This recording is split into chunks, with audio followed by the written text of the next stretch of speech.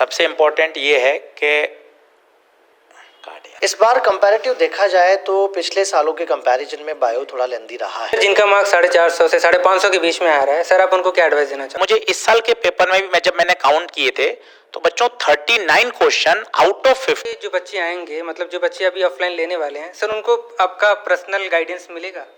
Hey guys, welcome to new vlog. I hope कि आप सब अच्छे होंगे। तो गाइस, आज हम करने वाले नीट एग्जाम पे चर्चा। कैसा पेपर रहा, क्या डिफिकल्टी लेवल था और नीट के बाद आपको क्या करना चाहिए। तो आज हमारे साथ हैं इंसाफ अली सर और एजी सर, जो कि कोटा की बहुत ही मशहूर फैकल्टी है। तो आज हम इनसे जानते हैं कि आपको नीट के बाद क्या करना चाहिए, कैसे आपको पेपर को करना है, क्या पूरी प्रोसेस रहेगी नीट को लेके। तो सर, सबसे पहले मैं आपसे जानना चाहूँगा, जो इस साल नीट का पेपर था, बच्चे बहुत ज़्यादा कहते हैं बायो लेंदी था, बहुत ज़्यादा उनको टाइम लग गया बायो को करने में। सर आपको क्या लगता है कि मतलब बायो का पेपर कितना लेंदी था या कितने समय में कर लेना चाहिए था बच्चों को? Thank you Aleem. इस बार कंपैरेटिव देखा जाए तो पिछले सालों के कंपैरिजन में बायो थोड़ा लेंदी रहा है, बात सही है ये। और जो बच्चे पहले जो एग्ज़ाम हॉल में जाकर जो अपना बायो का पेपर करते थे वो 45-50 मिनट मैक्सिमम दिया करते थे, 45 मिनट्स में हो जाता था। लेकिन इस बार बायो को करने में उन्हें मैं समझता हूँ कि 55 to 60 मिनट्स लगे हैं। ये एक पार्ट था जिसमें बच्चा थोड़ा सा अपने आप को ऐसा महसूस कर रहा था कि ये थोड़ा जल्दी होता तो बाकी के पार्ट्स को और अच्छे से कर पाता। और ये थोड़ा स्टेटमेंट जो आए हैं वो लेंदी बना रहा है इस बार, क्योंकि बहुत सारे स्टेटमेंट वाइज क्वेश्चन थे और असिस्टेंट। बिल्कुल ठीक बात रही है, ये स्टेटमेंट और एआर टाइप ऑफ क्वेश्चन आए हैं। और वैसे देखा जाए तो जो जिस लेवल का ये एग्ज़ाम है इसमें इस तरह के क्वेश्चन का आना बनता भी है, क्योंकि बच्चा ऐसी जगह पे जा रहा है जहां उसकी कंप्लीट जो उसका प्रिपरेशन है उसको चेकअप किया जा रहा है। तो उसके लिए इस तरह के स्टेटमेंट वाइज क्वेश्चन का आना, एआर का आना, क्योंकि बच्चे को एम्स में भी जाना है और उस जगह पर जाने के लिए बच्चे को इन सब क्वेश्चन को फेस करना ज़रूरी होगा। और अब बच्चे को ये भी समझ में आना चाहिए कि मैं एनसीईआरटी को किस लेवल पे ले जाके पढूं। एनसीईआरटी को उसको डीपली पढ़ना पड़ेगा, तब जाके वो इन क्वेश्चन को आराम से कर पाएगा।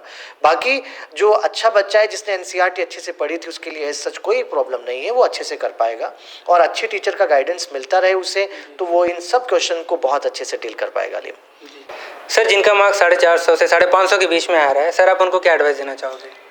देखिए, जिन बच्चों के मार्क्स 450-500 के आसपास आ रहे हैं, 550 के आसपास आ रहे हैं, अगर हम पिछले 3 साल का ट्रैक रिकॉर्ड देखें तो उनको कॉलेज मिलना थोड़ा सा मुश्किल है। और अगर हम चाहते हैं, हमें अपनी पिछले साल की हमें सारी गलतियां पता हैं, कहाँ कहाँ हमने गलतियां करी हैं, कहाँ उनको इम्प्रूव कर सकते हैं, अगर हम ये सब बात जानते हैं तो हमें बिल्कुल अपने ब्राइट फ्यूचर के लिए एक मौका और लेना चाहिए, एक ड्रॉप और करना चाहिए। पर इन सारी बातों को, जो हमारी पिछले साल की कमियां हैं, सबसे पहले हमें उनको पेन डाउन करना चाहिए कि हमने किस सब्जेक्ट में क्या गलती करी, कहाँ हमें इम्प्रूव करना है, कहाँ हमने एनसीईआरटी नहीं पढ़ी। ये सारी बातें अगर हमें पहले दिन से पता होंगी तभी हमें ड्रॉप लेना चाहिए और उसी हिसाब से मेहनत से आगे बढ़ना चाहिए।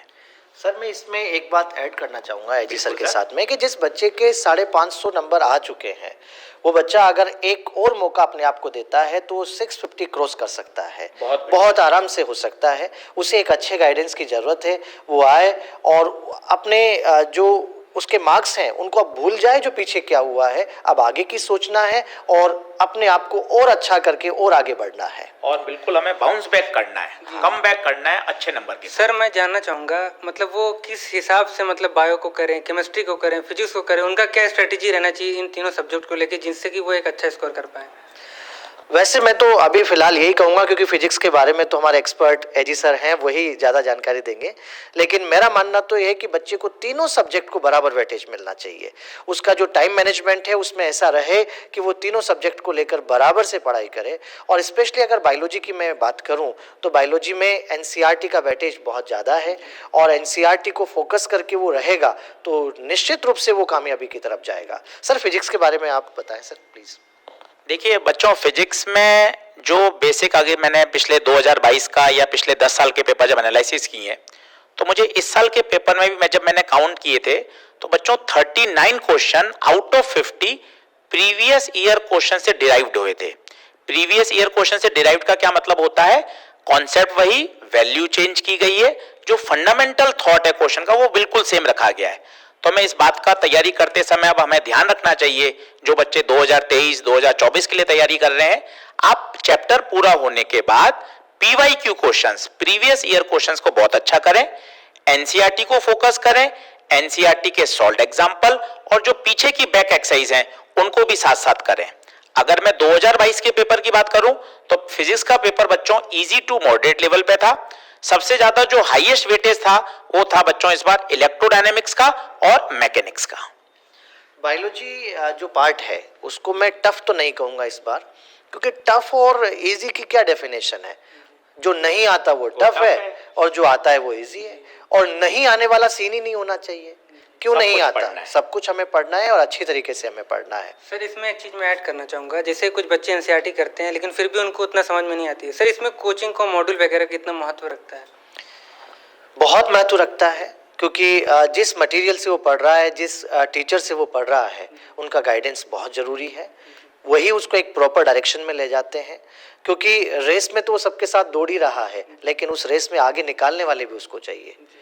और यहाँ पर वो अपने टीचर का विशेष रूप से उसके लिए बहुत बड़ा योगदान होता है, क्योंकि पढ़ते सब हैं लेकिन जिसको एक अच्छा गाइडेंस मिलता है, मैं बार बार आपकी इस बात को कह रहा हूँ अलीम, कि जिसको एक अच्छा गाइडेंस मिलता है वही आगे निकलता है। सर एक चीज़ और पूछना चाहूँगा आपसे, सर जो बच्चे अभी 2023 के लिए नीट का प्रिपरेशन करना चाहते हैं, सर उसके लिए अनअकैडमी कितना तैयार है? अनअकैडमी पूरी तरह से तैयार है, और अनअकैडमी के जितने भी फेसेस आप देख रहे हैं, जो भी फैकल्टीज़, जो भी मेंबर्स, एजुकेटर्स यहाँ पर हैं, वो सब पूरी तरह से तैयार है अपने बच्चों को एक अच्छी मंजिल तक ले जाने के लिए। जो ड्रीम कॉलेज उन्होंने सोच रखा है उस तक पहुँचाने के लिए तैयार हैं। और मैं आपको बहुत बधाई दूंगा अलीम कि आप बच्चों के लिए बहुत अच्छा काम कर रहे हो और उन तक वो चीज़ें पहुँचा रहे हो जो कि छुपी हुई है। उनके वो फेवरेट टीचर्स से जो बात करना चाहते हैं वो आपके माध्यम से जा रही है। बहुत बधाई के पात्र हो आप। सर मैं आपसे जानना चाहूँगा, जैसे कुछ बच्चे हैं अभी अनअकैडमी हाल ही में आया है, तो सर बच्चों को वो ट्रस्ट नहीं बन पा रहा है कि अनअकैडमी किस तरीके से ऑफलाइन अपना कंटेंट डिलीवर करने वाला है। सर उस पर आप क्या कहना चाहोगे? मतलब बच्चों को किस हिसाब से आप ट्रस्ट देना चाहोगे? देखिए, अनअकैडमी नाम जो ब्रांड है वो बहुत बड़ा है और हम ऑनलाइन में ऑलरेडी नंबर 1 हैं। इस साल कोटा में ऑफलाइन स्टार्ट हुआ है और हमारे यहाँ 11, 12, 13 तीनों की क्लासेस अच्छे तरीके से स्मूथली रन हो रही हैं। तो जैसे जैसे हम आगे बढ़ते जाएंगे, हम लोगों का मटेरियल भी लॉन्च हो चुका है।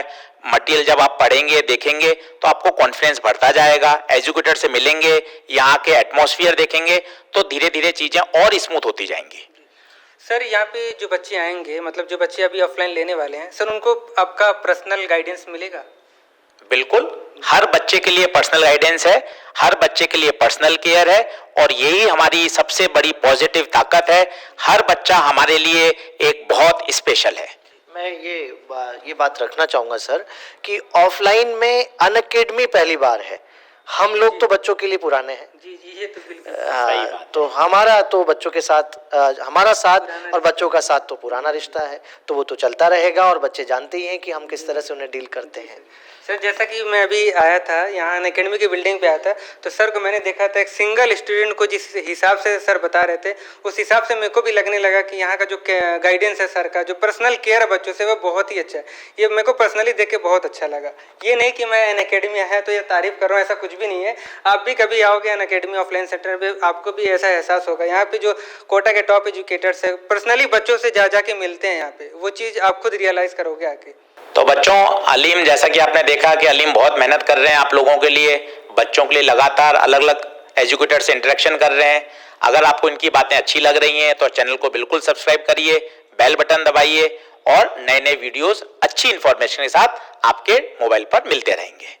Thank you so much sir. Thank you. आपको कीमती समय देने के लिए बहुत बहुत धन्यवाद सर। Thank you. जो मेरी ऑडियंस है सर वो इंतजार करती रहती है आपका चेहरा देखने। नहीं अलीम, हम आपका भी धन्यवाद करेंगे क्योंकि आप हमारी बातों को बच्चों तक पहुंचाने का एक बहुत बढ़िया माध्यम हो।